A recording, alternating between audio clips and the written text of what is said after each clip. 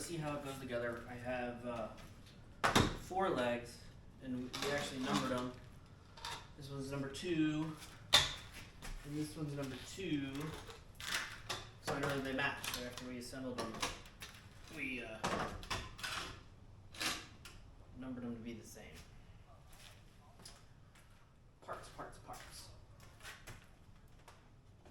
First part I put in, and I got another number 2.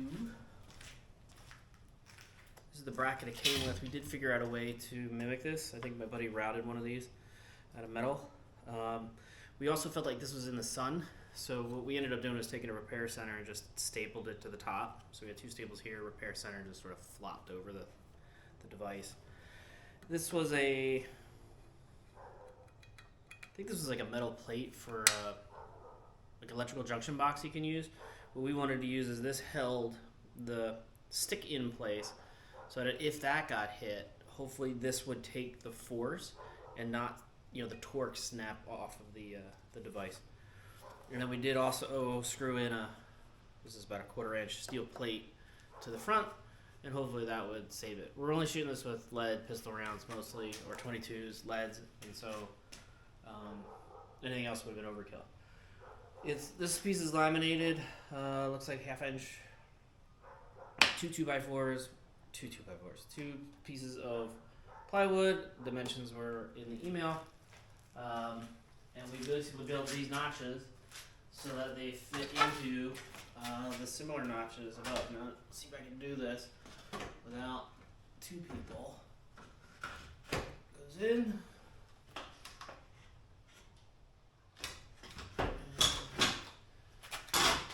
Goes in. And that's that. We wanted all the weight not on the device. We figured it's 3D printed gears and stuff, so we built a lower bracket. You saw some of those dimensions. We're nerds, so we found some bearings. We put the bearing in the middle. Probably don't need the bearing.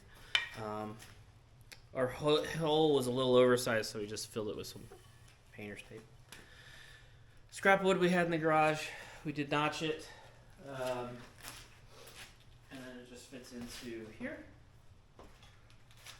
Kind of swivelly, which is fine. It will tend to wobble, so we had a solution for that too. This is my number 1 piece, so I'll get rid of that. This is number 1.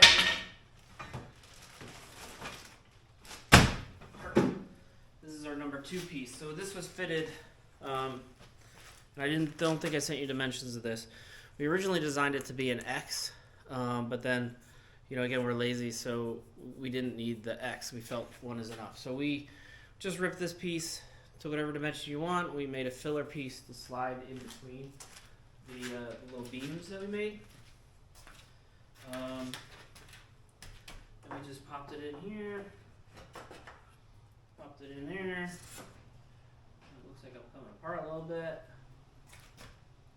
I never put a screw on that side. Interesting. Huh. And that creates additional stability. So we were going to make an X out of it, and we figured that was enough. So that's that part. I'll be right back. I'm going to grab the turner and set that up. I'll show you that. Okay, so I have 2 turners in a little box. Turn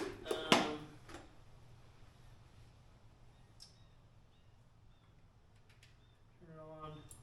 Oop, I did plug the antenna in. I think you kind of need the antenna. It's not the worst thing to plug in.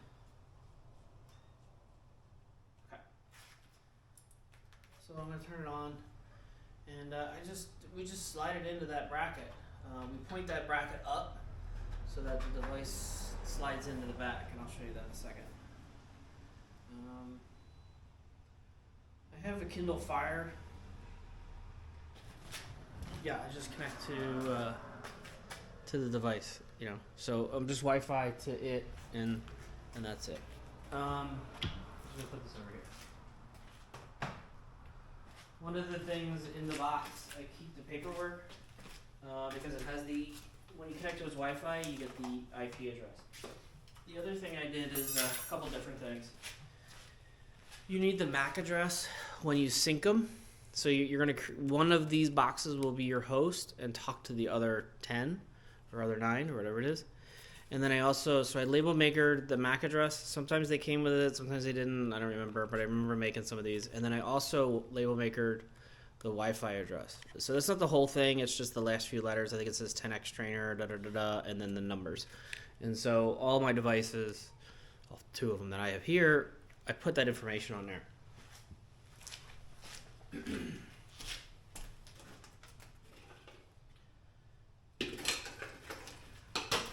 We built these lollipops. We took the plywood, we ripped it down the middle. Again, I numbered them number 2. I know where my face is.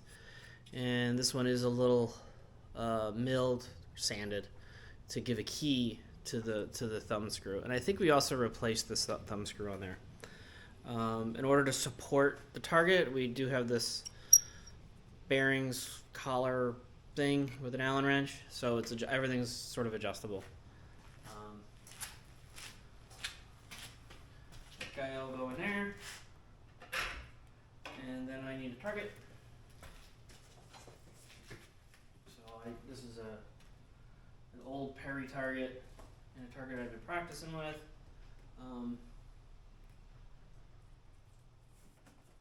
I think it's faced right now, so I'm going to slip it in the top part first. We'll just adjust the screw.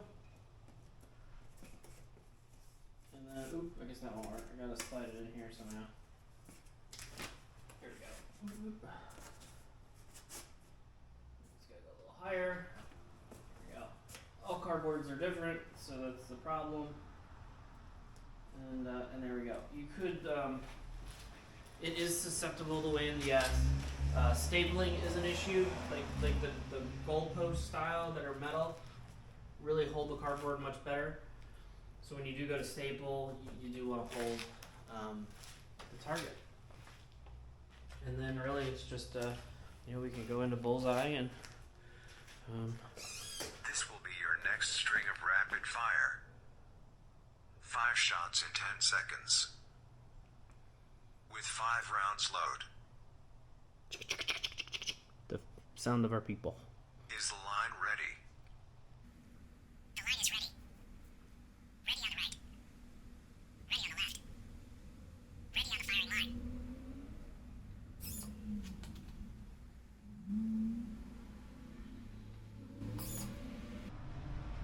Yeah. So there you go. Face target, edge target. I can do it manually. So I'll take you a little around the back here. Take a look at it. So plywood, and then we laminate. We kind of made a beam. Here's that little J hook, whatever L hook that'll hold this piece. This is just scrap wood that we had. We figured anything we put down range will be hit, so it's easy to build spares.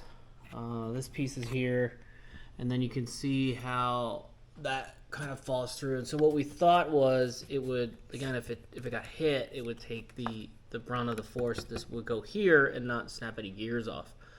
Let me slide the target out. Let me bring you back to this piece. So up here, I think we changed this. There was a little wheel that was there, so I went to Farm Parts or whatever and got a better thumb screw. But it is captured. You can kind of see the gap. So, in order to get it in, you kind of have to slide it in or come in straight up. So it depends on, how you can get this fixed. I think one of the things we wanted to do was sort of figure out a way to pin these into the target, but we knew we wanted to change targets too. So again, it's just for practice. It works fine. They sync and that's great. It is susceptible to wind, so I would recommend tacking it down somehow there. So my buddy and I, we were able to we took all the parts downrange. From downrange, parts downrange, start a clock, set up, start shooting. We were shooting in 7 minutes. So boxes, we had already set up the range, obviously at the firing line. Parts down here started the clock. We were shooting in 7 minutes. So the device, just, you know, please stuck. There you go. Come on. Oh, I guess I wasn't pushing straight enough. But anyway, yeah, it's just there. That was the bracket that it came with. Let me just slide it in there. And really what's nice is the Wi-Fi. I mean, you can think of your orientation about how you're going to mount these and then label maker them. These batteries that come with it last forever. Very little power to do the turning. You probably could come up with a way to mount it down here. Our concern was the weight of everything on it. So we wanted lightweight on it, so we built this frame, and then it just sort of sits in the middle, and then, like I said, we supported it from the top. Taking it apart is super fast, and yeah, that's it. You know, we just sort of laminated the stuff here together, and yeah, it's nothing amazing. It's just, you know, screws and scrap wood. So one of the things is, like you can see here, I screwed in here to that J piece, but I didn't add any screws here, and now I see that I probably should. That would help things. I probably had the same issue over here. Yeah, didn't even notice it. Never knew it. Like I said, we were going to try and make the bottom key. So this was going to have these pieces are longer. These might be 12 inches. And they would key into the foot. And then we spread this out with spacers on each side. And then the idea was that this would pull out and leave the foot behind. And then it would be easier to put in the car. You know, you just have all these parallel pieces instead of this T to deal with. In the end, it didn't help a whole lot. Didn't save a lot of time. So we left it in there, and actually it looks like we put one screw in it in the center there to hold that piece in. So however you want to do that, that's fine. So it's a long video, 15 minutes. Yeah, let me know what other questions you have.